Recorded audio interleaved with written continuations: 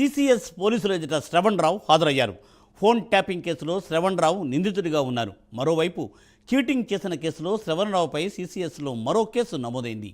తాజాగా అఖండ ఎంటర్ప్రైజెస్కు 6 కోట్ల రూపాయల మోసం చేశారన్న కేసులో శ్రవణ్ రావు అరెస్ట్ అయ్యారు. 2022లో అఖండ సంస్థకు వెళ్లిన శ్రవణ్ రావు కర్ణాటకలో ఉన్న ఎకో ఇండస్ట్రియల్ ప్రతినిధిగా ఉన్నానని చెప్పుకున్నారు. టన్నుకు 300 రూపాయల లాభం చేకూర్చే విధంగా చేస్తానని చెప్పిన శ్రవణ్ రావు తమను మోసం చేశారని ఆరోపణలు ఉన్నాయి. 2022 నవంబర్ నుండి 2023 డిసెంబర్ వరకు కోట్ల రూపాయలలో లావాదేవీలను జరిపారు. అంతేకాకుండా కంపెనీ నుండి ముడిసరుకులు అందిస్తున్నట్లు డూప్లికేట్ బిల్లులు పెట్టారని కూడా ఆరోపణలు వెల్లువెత్తాయి. టన్నుకు 300 రూపాయల లాభం వచ్చినట్టు ఫేక్ బిల్లులు కూడా సృష్టించారు. ఆ బిల్లులపై అఖండ ఎంటర్ప్రైజెస్ యాజమాన్యానికి అనుమానం వచ్చి పోలీసులకు ఫిర్యాదు చేయడంతో విషయం ఇప్పుడు వెలుగులోకి వచ్చింది. దీనిపై ఎక్స్క్లూజివ్ ఫీల్డ్ రిపోర్ట్ ప్రవీణ్ అందిస్తారు. ప్రవీణ్. ఎస్ మూర్తి, అయితే ఎవరైతే ఫోన్ ట్యాపింగ్ కేసులో కీలకంగా ఉన్నటువంటి ప్రధాన నిందితుడిగా ఉన్నటువంటి శ్రవణ్ రావు మరొక కేసులో నిన్న అరెస్ట్ కావడం జరిగింది.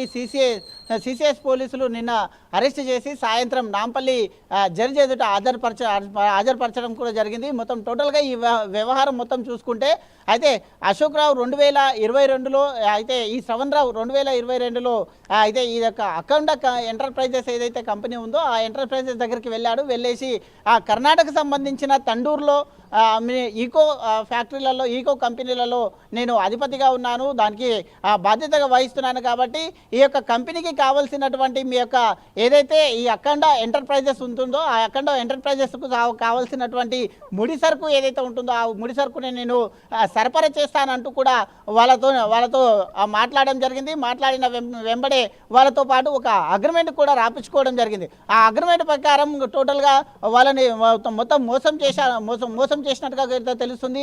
2022 నవంబర్ నుండి ఈ డిసెంబర్ 2023 డిసెంబర్ వరకు ఒక అయితే టోటల్గా 11 నెలల వరకు మొత్తం టోటల్గా ఈయన పైన అయితే ఒక ఈకో ఎంటర్ప్రైజెస్ అనేది ఒక కంపెనీ పేరు సృష్టించి దానిపైన అకౌంట్ కూడా సృష్టించడం జరిగింది. ఆ అకౌంట్కు 2022 నవంబర్ నుండి ఇప్పటి వరకు 2023 డిసెంబర్ వరకు కోట్లల్లో అయితే లావాదేవీలు జరిగినట్టు కూడా అయితే సిసిఎస్ పోలీసులు వివరించడం జరిగింది.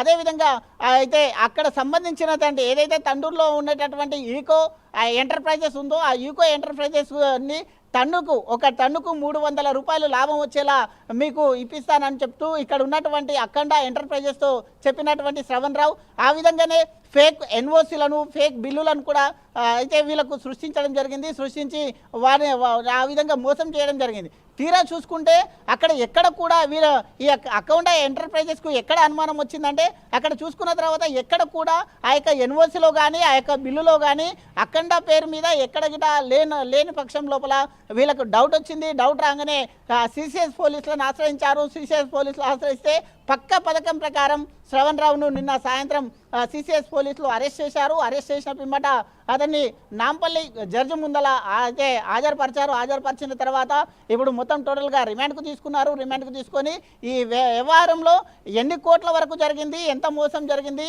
ఏ విధంగా అయితే ఎన్ఓసీలు ఏ విధంగా సృష్టించారు, ఆ ఈకో ఏదైతే ఎంటర్ప్రైజెస్ ఉంటుందో ఆ ఈకో ఎంటర్ప్రైజెస్ పాత్ర ఏంది, అశోక్ రావు పాత్ర ఏంది, ఇదొక అఖండ పాత్ర ఏంది అనే కోణం లోపల పోలీసులు మొత్తం దర్యాప్తు చేస్తున్నారు. కాబట్టి అయితే పోలీసుల దర్యాప్తులో ఇంకా కొన్ని నిజాలు కూడా వెలుగులోకి రావాల్సి ఉంది మూర్తి.